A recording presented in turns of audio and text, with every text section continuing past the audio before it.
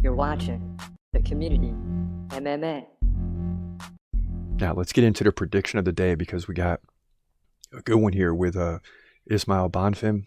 The Bonfim brothers at Dana White's Contender Series are getting in action here at UFC 283. But Ismael Bonfim is taking on Terrance McKinney. And Terrance McKinney's no joke. He's got the knockout power. So let's get into this prediction of the day and we'll come back and break it down further.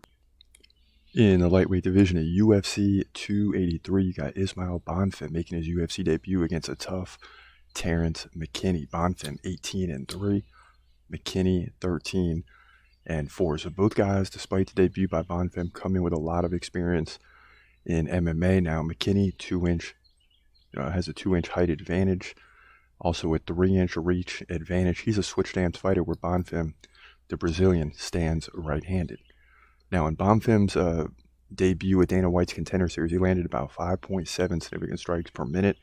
That number will come way down as competition gets better, but McKinney has maintained an average of about 4.7, which is pretty good. Means he's very active in the octagon. He's also averaged 5 takedowns over 3 rounds to Bonfim's 1. So this is not going to be an easy debut for Bonfim. They're really giving him a test here with Terrance McKinney. Now, Bonfim had 100% takedown defense at the Contender Series, landing 1 takedown and leading in significant strikes over Nariman Abasov, 85-45. There in significant strikes to get the unanimous decision victory.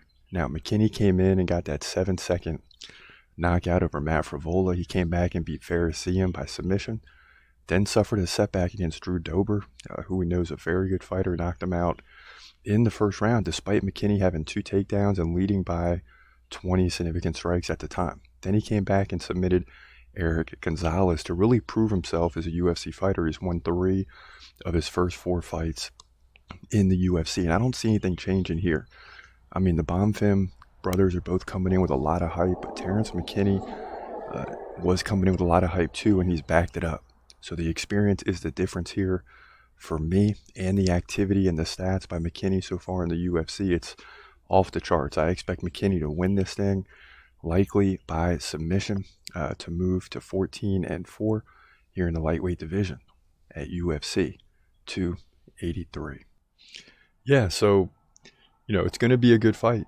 It's going to be a good fight, but, Terrance McKinney has that knockout power at any time. Oh, a big right hand!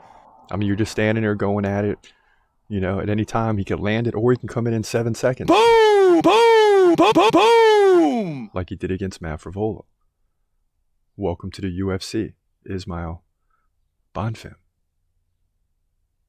And Bonfim, he's already sort of like a veteran. He knows what's coming. He knows who he's fighting against.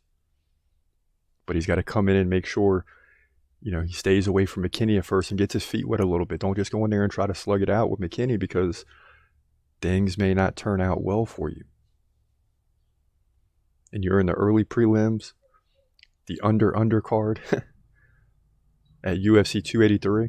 And this is when big things like that happen, right? There's always these, there's 15 fights on this card. There's 6 in early prelims. So it's going to be rapid fire for 2 hours. Like as soon as one fight's over, the next ones are coming up. And these are in the early prelims. These are what sets it off for the rest of the night. So you expect some big finishes, and we might get one here.